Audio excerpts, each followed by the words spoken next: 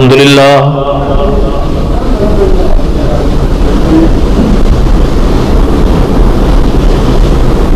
الحمد لله حمدا كثيرا طيبا كما أمر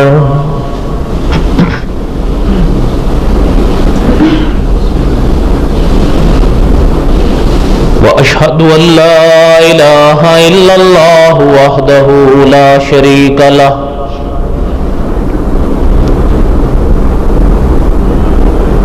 وأشهد أن سيدنا وسندنا ومولانا محمدا عبده ورسوله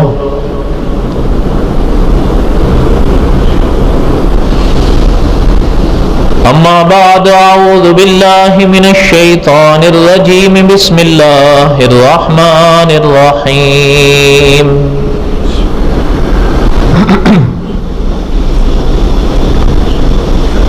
نحن نقص عليك أحسن القصص بما أوحينا إليك هذا القرآن وَإِن كُنْتَ مِن قَبْلِهِ لَمِنَ الْغَافِلِينَ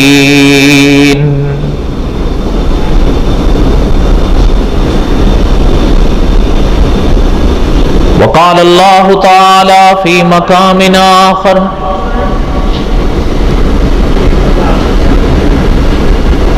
إِنَّ إِبْرَاهِيمَ كَانَ أُمَّةً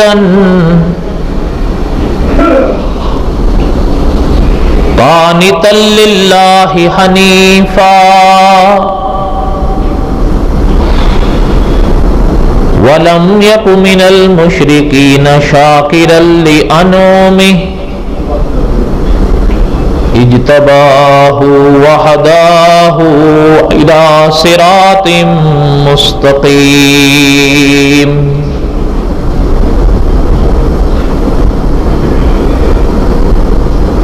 وقال النبي صلى الله عليه وسلم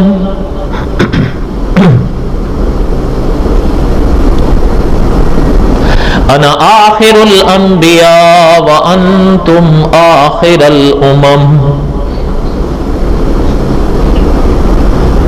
صدق الله العظيم وصدق رسوله النبي الكريم ونحن على ذلك لمن الشاهدين والشاكرين والحمد لله رب العالمين. اللهم صل على محمد وعلى آل محمد كما صليت على إبراهيم وعلى آل إبراهيم إنك حميد مجيد. اللهم بارك على محمد وعلى آل محمد كما باركت على إبراهيم وعلى آل إبراهيم إنك حميد مجيد.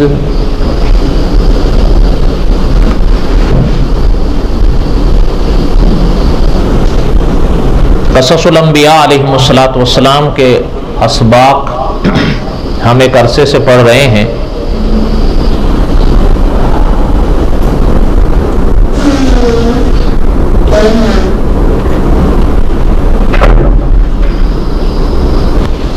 گزشتہ جمعہ ہم نے کچھ باتیں حضرت ابراہیم علیہ السلام کی اور کچھ حضرت اسماعیل علیہ السلام کی چند ایک پڑھی.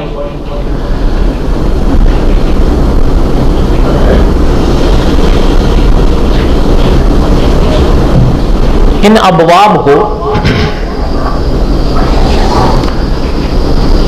جن علماء نے لکھا ہے ان ابواب میں انہوں نے حضرت ابراہیم علیہ السلام کا ایک وہ واقعہ بھی لکھا ہے جس کا ذکر اللہ تعالیٰ نے قرآن پاک میں ارشاد فرمایا.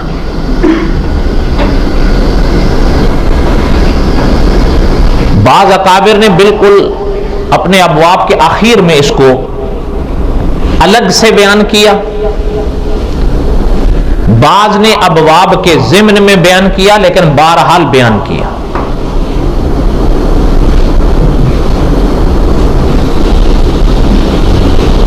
قرآن پاک میں اللہ تعالیٰ نے دوسری صورت میں اس واقعے کو بیان فرمایا.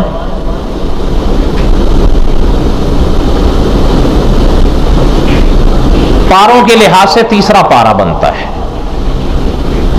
قرآن پاک کی دوسری صورت کون سی ہے؟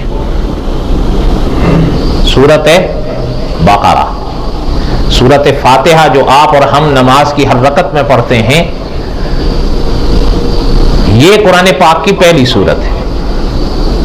دوسری صورت قرآن پاک کی سورت بقرہ ہے، اور علماء کے فرامین کے مطابق یہ قرآن پاک کی تمام صورتوں میں سب سے بڑی صورت ہے. تقریباً 2.5 سپارے پر مشتمل ہے یہ صورت.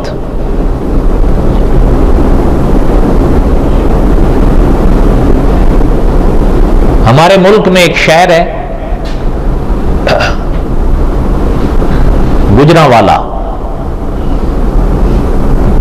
اور جو حضرات کھانے پینے کا ذوق رکھتے ہیں وہ جانتے ہیں ہمارے ملک میں مشہور ہے، یہ ہمارے ملک کے کھانے پینے کا شہر ہے. یہاں ایک عالم گزرے، فوت ہو گئے.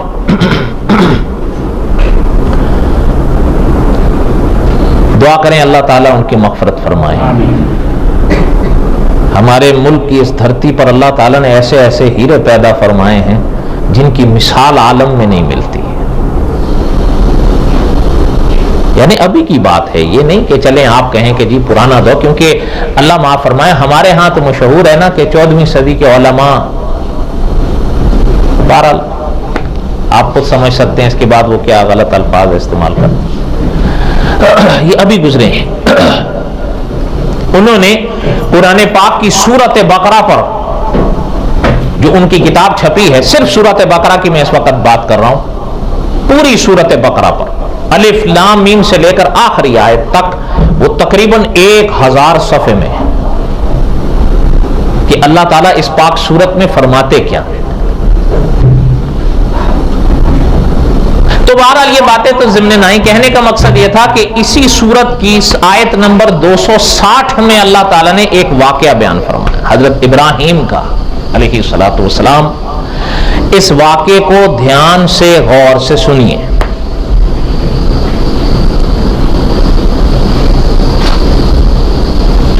فرمایا وَإِذْ قَالَ إِبْرَاهِيمُ رَبِّ أَرِنِي كَيْفَ تُحْيِي الْمَوْتَى. یہ اس پاک آیت کے ابتدائی جملے ہیں. اس مرحلے پر حضرت ابراہیم علیہ السلام نے اللہ ذوالجلال والاکرام سے ایک سوال کیا ہے، اور علماء حق کا فیصلہ یہ ہے، یاد رکھیے گا کہ یہ سوال اللہ سے وہی کر سکتے ہیں جن سے اللہ کا قرب انتہا درجے کا ہو، جن کے دل میں شکوک جنم لیں، وہ کبھی بھی ان درجوں تک رسائی حاصل نہیں کر سکتے.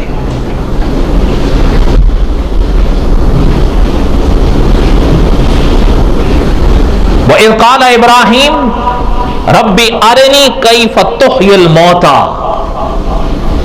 بالکل دھیان نہ ہٹے ورنہ بات نہیں سمجھ میں آئی. حضرت ابراہیم علیہ السلام نے اللہ سے ایک سوال کیا اس مرحلے پر کہ میرے اللہ، آپ مردوں کو کیسے زندہ کریں گے؟ وَإِذْ قَالَ إِبْرَاهِيمُ رَبِّ أَرِنِي كَيْفَ تُحْيِي الْمَوْتَى. آپ مردوں کو کیسے زندہ کریں گے؟ سوال سمجھ میں آ گیا؟ اب اس میں کم از کم علماء کے ہاں 2 سوال اٹھتے ہیں، اور چلتے چلتے ایک بات عرض کر دوں. ترتیب کے لحاظ سے تو نہیں، لیکن اگر مولانا ادریس کاندلوی رحمۃ اللہ علیہ کے فرامین میں ایک حکایت ملتی ہے جو حضرت نے اپنی تفسیر کی پہلی جلد میں لکھی ہے، اس حکایت کو اگر سامنے رکھا جائے تو حضرت کے فرمان کے مطابق یہ واقعہ حضرت اسماعیل کے قربانی کے واقعے سے پہلے ہوا ہے. لیکن مولانا حفظ الرحمان سے وہ ہاروی رحمۃ اللہ علیہ بالکل اپنی کتاب کے قصص القرآن کے آخری ابواب میں لائے ہیں، ہم انہی کی اتباع میں چلے ہیں۔ بہرحال جب بھی ہوا ہے، اور یہ واقعہ کسی اور کتاب میں نہیں، یعنی باقی میں تو بعد میں آپ کا دیکھیں نا، اللہ تعالیٰ نے خود قرآن میں بیان فرمایا۔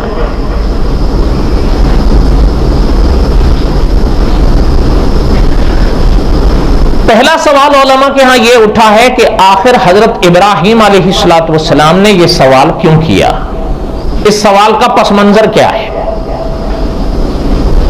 ایک سوال۔ دوسرا، وَإِذْ قَالَ إِبْرَاهِيمُ رَبِّ أَرِنِي كَيْفَ تُحْيِي الْمَوْتَى، ان پاک جملوں کو کوئی ظاہر شخص دیکھے گا اگر، تو اس کے دل میں ایک وسوسہ یا دماغ میں ایک خناس پیدا ہو سکتا ہے کہ کیا یہ حضرت ابراہیم شک کے لیے پوچھ رہے تھے، اپنے شک کو دور کرنے کے لیے؟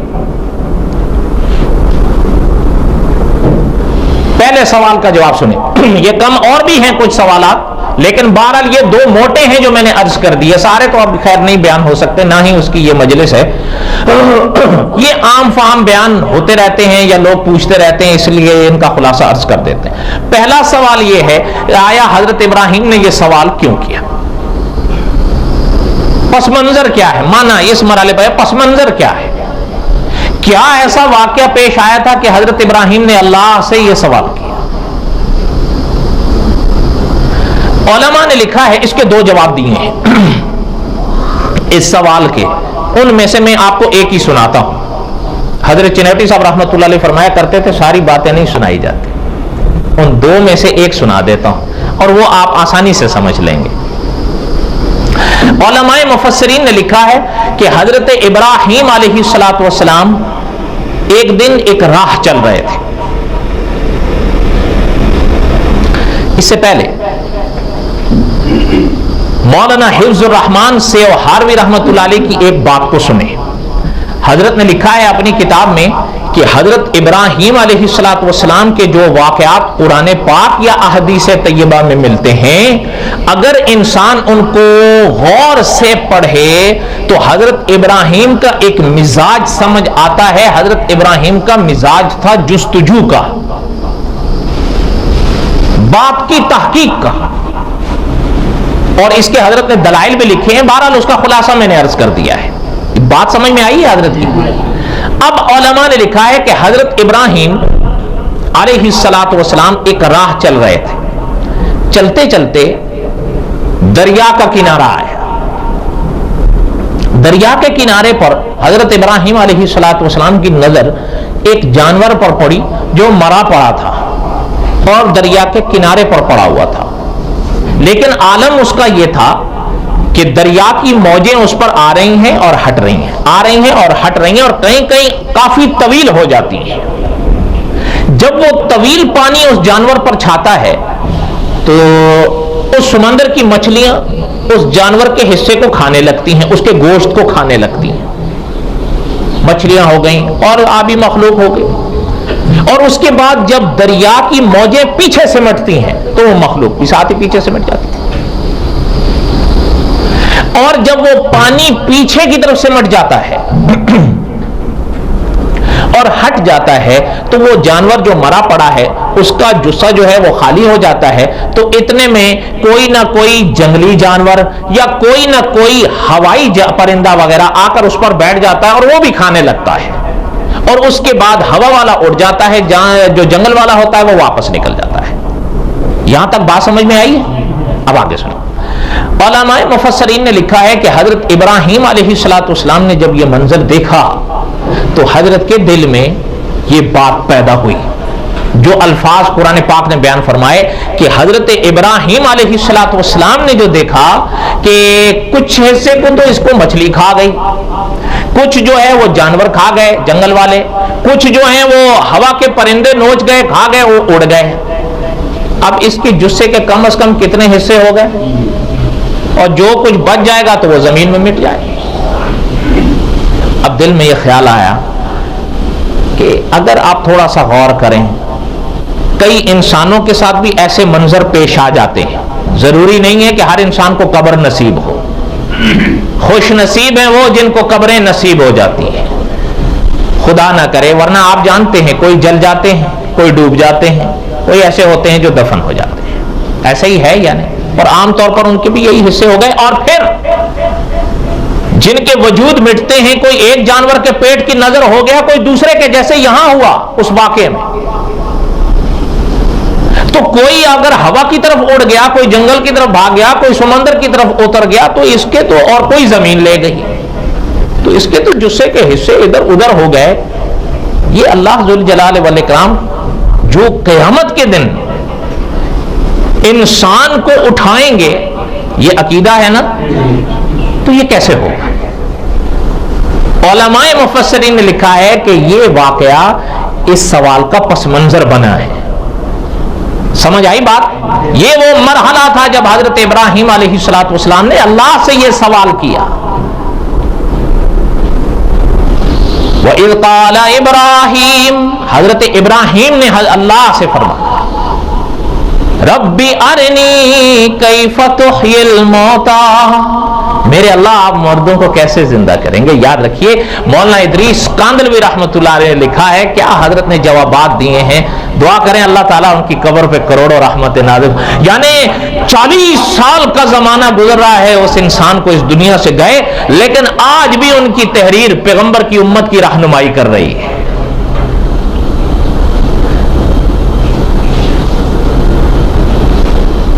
اب حضرت ابراہیم علیہ السلام نے جو سوال کیا، اب دوسرا سوال یہ پیدا ہوتا ہے، کیا حضرت ابراہیم کو شک تھا اللہ کی قدرت میں؟ نعوذ باللہ. آپ بتائیں. نہیں. جب آپ اور ہم جیسے کمزور عقیدے والے بھی یہ شک نہیں کر سکتے، تو پر حضرت خلیل کیسے کر سکتے ہیں؟ یہ تو سوال ہی نہیں پیدا ہوتا. تو آخر حضرت ابراہیم نے یہ سوال کیوں کیا؟ اچھا، شان ہے میرے اللہ کی. اسی آیت کو آگے پڑھیں. اللہ ذوالجلال والاکرام نے خود سوال کیا حضرت ابراہیم سے. حضرت ابراہیم نے تو یہ سوال کیا نا، میرے اللہ آپ مردوں کو کیسے زندہ کریں؟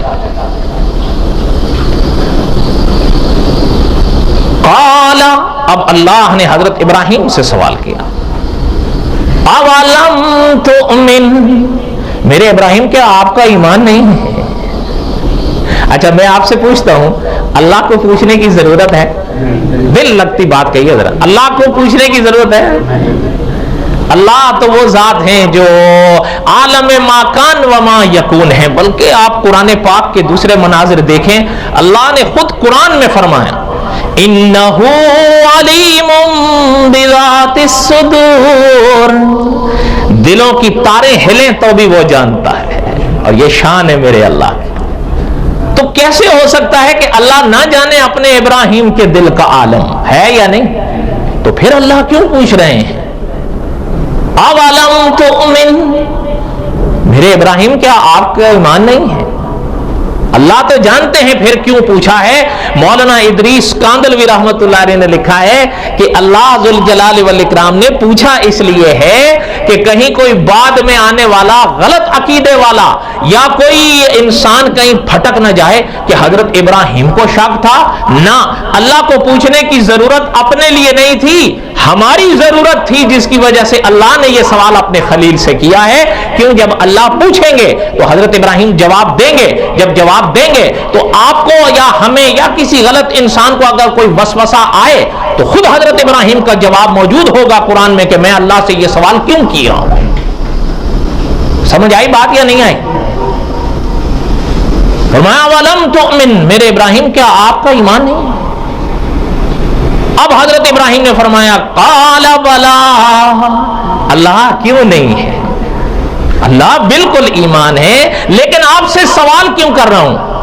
قال بلا ولکن لیطمئن قلبی، اپنے دل کے سکون کے لیے آپ سے سوال کیا. یاد رکھیے علماء اہل سنت و جماعت نے لکھا ہے کہ ایمان جس کو کہتے ہیں اختیاری عقیدہ یہ اور بات ہے، اور دل کا سکینہ یہ دوسری بات ہوتی ہے. یاد رکھیے کہ ایک لفظ ہوتا ہے عین الیقین، ایک لفظ ہوتا ہے، یاد رکھیے گا، وہ دیکھنے سے ہی حاصل ہوتا ہے، اور یاد رکھیے یہ ایمان کے منافی بھی نہیں ہوتا. ऐन उल यकीन का जो दर्जा होता है ये आगे का होता है। हजरत इब्राहीम अलैहिस्सलाम ईमान के हवाले से तो इस दर्जे पर बिल्कुल थे कि हजरत इब्राहीम का ये अकीदा और ईमान था कि अल्लाह ने मुर्दों को जिंदा करना है और अल्लाह करेंगे, अल्लाह इस पर कादिर हैं। लेकिन ऐन उल यकीन जिसको कहा जाता है आंखों से देखा यकीन, वो आखिरी दर्जा होता है। हजरत इब्राहीम की तमन्ना ये थी कि मैं वहां तक भी पहुंचूं, इसलिए हजरत इब्राहीम ने यह सवाल किया और यह अकीदे के मनाफी नहीं है। लेकिन पहली बात की तरफ हम फिर लौटे कि उलमा ने लिखा है यह सवाल खुदा से वही कर सकता है जो खुदा के कुर्ब के लिहाज से इंतहा दर्जे पर पहुंचा हुआ हो, वरना खुदा न करे जिनके दिलों में शुकूक पैदा होते हों खुदा की कुदरत के बारे में उन दर्जों तक कभी रसाई नहीं हासिल कर सकता।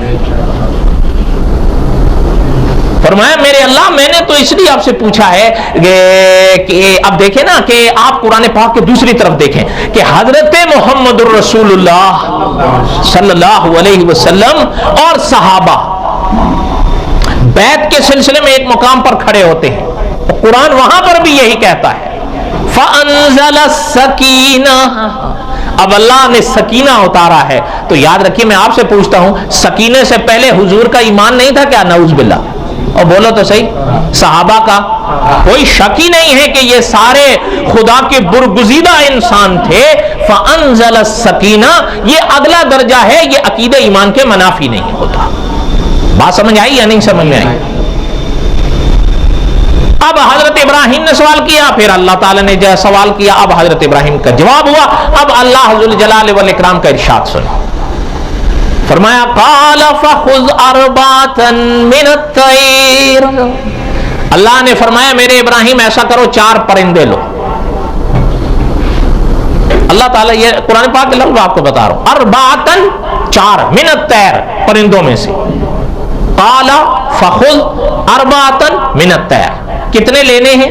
4 लेने हैं। अच्छा, अब कुरान पाक या अहदीस तय्यबा में तो वजाहत नहीं है कि वो कौन कौन से परिंदे थे, जो बस कुरान पाक में तो मुतलकन जिक्र है। लेकिन उलमाए मुफस्सरीन ने तफसीरी किताबों के हवाले से और गालिबन ताबईन रहमहुमुल्लाह के हवाले से लिखा है,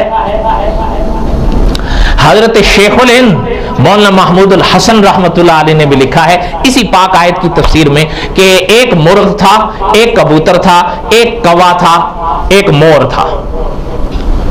बाद अकाबिर ने थोड़ा सा इससे बरक्स भी लिखा है, लेकिन बहरहाल इमाम इब्ने कसीर रहमतुल्लाह अलैह ने क्या फैसला किया है, इमाम इब्ने कसीर रहमतुल्लाह अलैह फरमाते हैं अगर हम ये ना जाने कि वो कौन कौन से परिंदे थे तो हमें कोई नुकसान नहीं है, और अगर हम जान लें कि वो कौन कौन से परिंदे थे तो हमें कोई फायदा भी नहीं है। इल्मी लिहाज से सही बात है इमाम इब्ने कसीर की या गलत है रहमतुल्लाह अलैह। यानी बहरहाल अल्लाह ताला करोड़ों रहमतें नाज़िल फरमाए हमारे अकाबिर पे। हकीकत यही है कि हमारे अकाबिर ने इल्म फहम के हवाले से इतना बड़ा खजीना छोड़ा है कि बाद वालों के लिए कोई काम है नहीं। उनकी इत्तिबा में चलकर हाँ नए मसाइल आए तो उन्होंने जो उसूल कायम किए हैं उनकी रोशनी में ही वो हल होंगे। बात समझ में आई है या नहीं समझ में? हाँ, लेकिन याद रखें उनकी राहों से हटकर कोई इंसान अगर सिराते मुस्तकीम पे चलना चाहे ये नामुमकिन है। कोई बात आपको भी समझ में आ रही है मेरे भाइयों?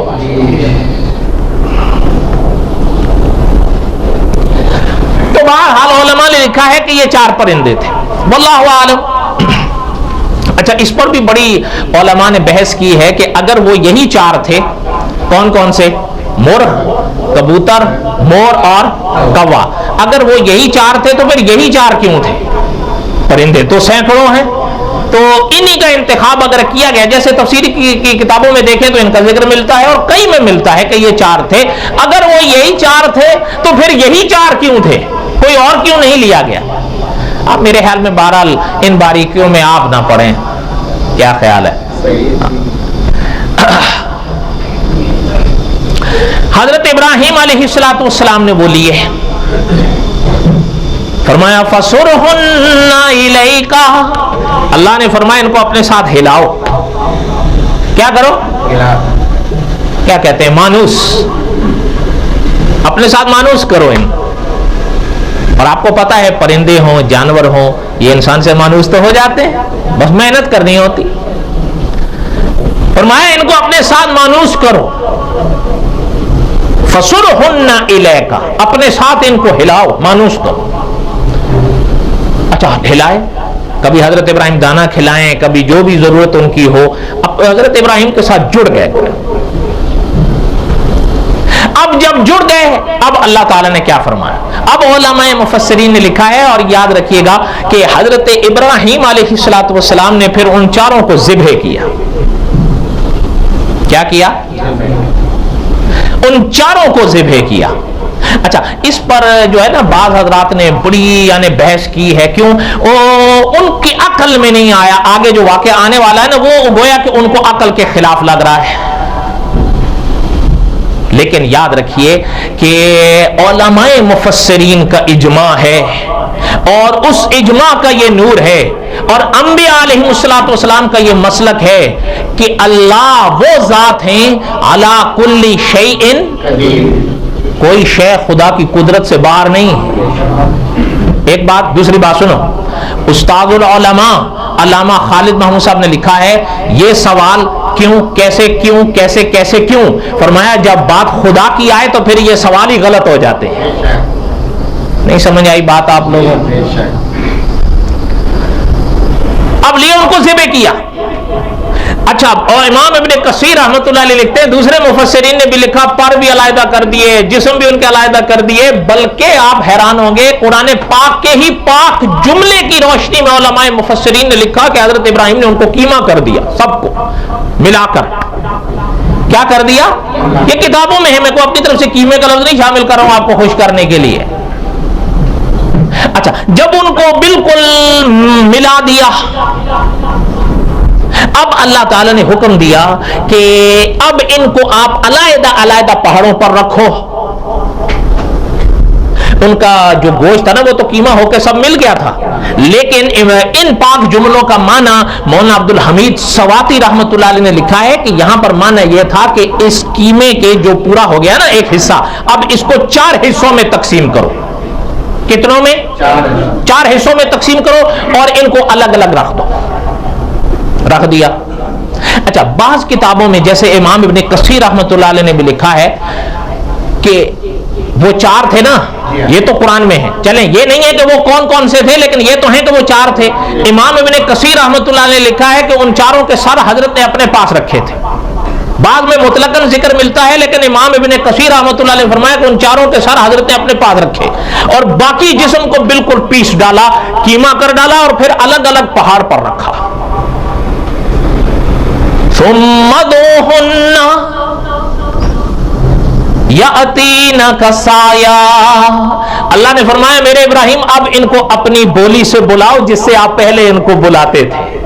अब हजरत इब्राहिम अलैहिस्सलातु वस्सलाम ने जो एक आवाज लगाई ना, तो उलमाए मुफस्सिरीन लिखते हैं कि जो अलग, जैसे मिसाल के तौर पर वो कीमा अलग अलग था ना, तो जो मुर्गे का गोश्त था वो अलग निकलने लगा, जो कौवे का था वो अलग निकलने लगा, जो मोर का था वो अलग निकलने लगा, जो कौवे का था और अलग निकलने लगा, कबूतर का अलग निकलने लगा, और अपने अपने गोश्त के साथ वो मिलता गया। अब जैसे ही मिला तो हड्डियां भी जुड़ने लगी, हड्डियां जुड़ी तो वो गोश्त मिल गया, गोश्त मिला तो पर उड़ के हर एक परिंदे का एक एक पर उसको लगा, और लगने के बाद हजरत इब्राहिम अलैहिस्सलातु वस्सलाम के हाथ में थे ना वो सर उनके, इमाम इब्ने कसीर रहमतुल्लाह अलैह के तशरीह के मुताबिक अब यातीना कसाया, जब हजरत इब्राहिम ने बुलाया तो सारे आ गए। इमाम इब्ने कसीर रहमतुल्लाह अलैह ने लिखा है कि मसलन मोर का जिस्म आगे हुआ तो हजरत इब्राहिम ने जब कबूतर की गर्दन आगे की तो वो पीछे हो गया, लेकिन जब उसका अपना सर आगे किया तो वो आगे हो गया और जुड़ गया। अब चारों परिंदों के सर भी जुड़ गए, धाड़ भी जुड़ गए।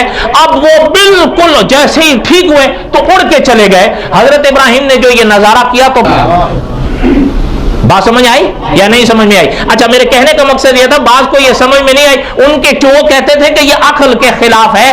भाई बात ये है तो हालांकि ये अकल के खिलाफ भी नहीं, लेकिन अगर 2 लम्हे अगर मान भी लें ये अकल के खिलाफ है, तो ये तुम जानो अल्लाह की कुदरत से कोई चीज खारिज ही नहीं है या नहीं? ऐनुल यकीन का दर्जा खुदा के पैगंबर अल्लाह से मांग रहे थे, अल्लाह ने दिया। कौन सा दर्जा? ऐनुल यकीन का दर्जा, यानी आंखों देखा जो दर्जा होता है वो। और ये फर्क होता है, क्योंकि खबर आप सुनेंगे और आलम होगा, लेकिन मंजर आंखों से देखेंगे फिर कुछ और आलम होगा। मैं आपसे पूछता हूं, काबे पर हमारा ईमान है या नहीं? आप में से कई ऐसे हजरात हैं जिन्होंने अभी काबा नहीं देखा, है या नहीं? ठीक है, लेकिन जब आप काबे की तारीफें सुनते हैं दिल का आलम कुछ और होता है, लेकिन जब काबा आंखों से देखेंगे दिल का आलम कुछ और होगा। इसी को कहते हैं ऐनुल यकीन का दर्जा। जो आंखों देखा हासिल होता है वो और शय होती है। बात समझ आई या नहीं समझ में आई? और ये बादल मौत के, यानी बादल मौत का जो अकीदा है ना, याद रखिएगा ये ईमान के उसूलों में से एक उसूल है। याद होगा जब हमने कससुल अंबिया इब्तिदा में पढ़ा था तो मैंने बताया था कि अकीदे के 3 उसूल हैं। अकीदे का नूर, ईमान का नूर इन तीनों उसूलों पर जगमगाता है।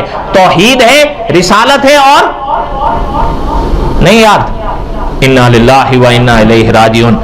तौहीद है, रिसालत है और आखिरत है। ये 3 उसूल हैं। उलमा की जुबान में इन्हें कहा जाता है मसाइले मुहिम्मा। वो 3 निहायत अहम मसले। और ये कुरान पाक में अल उसूल बिस्सुलासियात उलमा की इस्तिलाह में कहलाए हैं। तौहीद है, रिसालत है और आखिरत है। ये याद रखिएगा, ये ईमान के 3 सुतून हैं। खुदा न करे ये अकीदा है, आज आप और हम यहां हैं, जिस दिन खुदा ने हमारी जो जिंदगी का आखिरी दिन, आखिरी लम्हा लिखा है वो पूरा हुआ, आपने और हमने इस जहान से चला जाना है। अगला जहान शुरू होगा, उसको कहा जाता है आलम बरज़ख। उसे आम आसान जुबान में कहा जाता है कब्र का आलम। क्या कहा जाता है? ये कयामत के जो मंजर है ना, जो कयामत का वो उसके बाद फिर शुरू होगा, वो आलम आखिरत वहां से शुरू होगा, जहां से अब हजरत आदम से जो लोग चले हैं, आज आ रहे हैं, आइंदा भी आएंगे, कयामत तक जो लोग होंगे वो सारे आलम बरज़ख में इकट्ठे होंगे। जब उसके बाद आखिरी इंसान भी इस दुनिया से कूच कर जाएगा, फिर अल्लाह ज़ुल जलाल वल इकराम को जब मंजूर होगा तो कयामत की आवाज लगेगी। जब कयामत की लगेगी तो फिर सब वहां उठकर खड़े हों। यही अकीदा है या नहीं? यही अकीदा है। आलम 4 हैं उलमाए तहकीक के मुताबिक। एक आलम अरवा था जिससे आप और हम गुजराए हैं, कुछ अभी वहां हैं, कुछ गुजर गए, और फिर ये आलम अजसाद है जिसमें आप और हम बैठे हैं।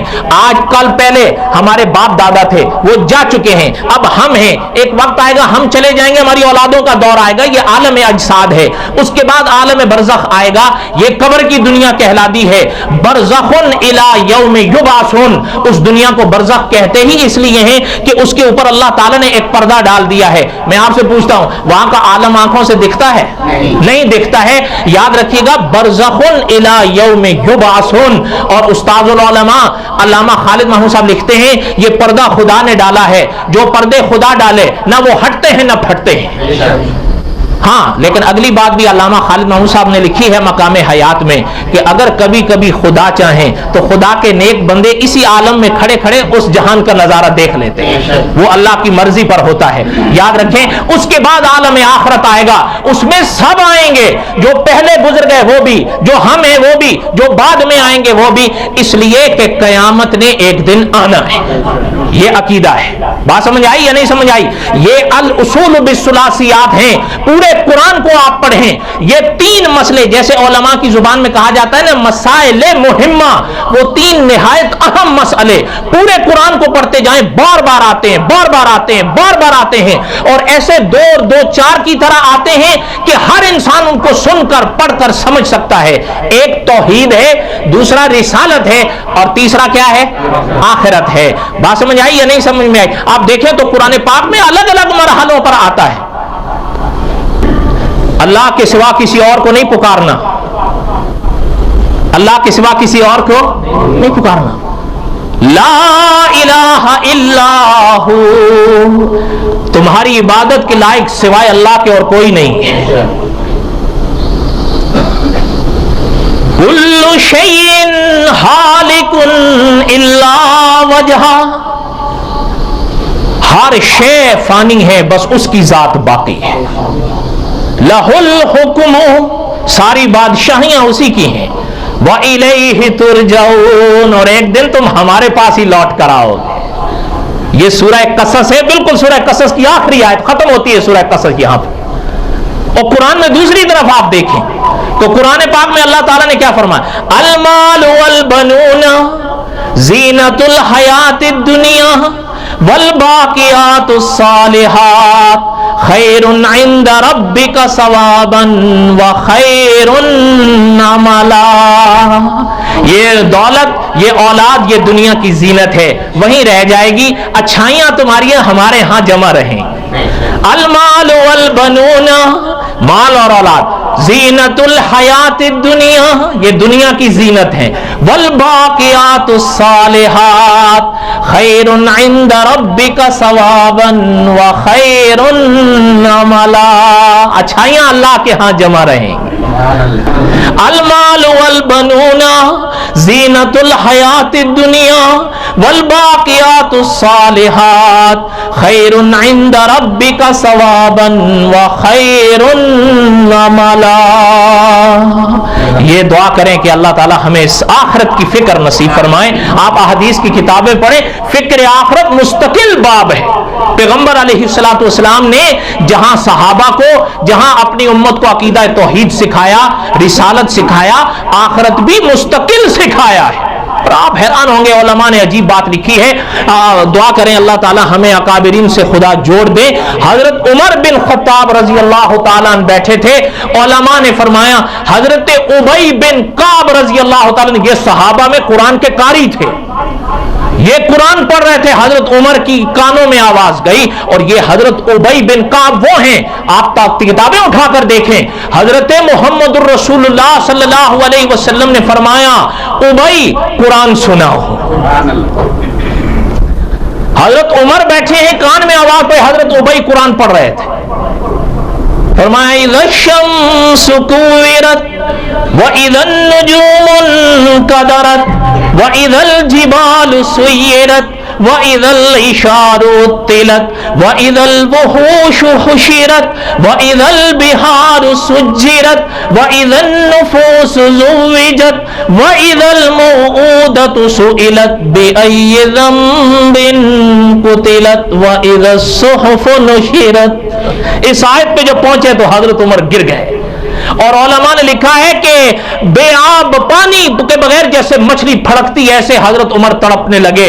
صحابہ نے حضرت عمر کو سنبھالا. یہ حضور کے بعد کا وقت آیا، حضور اس دنیا سے پردہ فرما چکے تھے، حضرت ابو بکر صدیق بھی جا چکے تھے.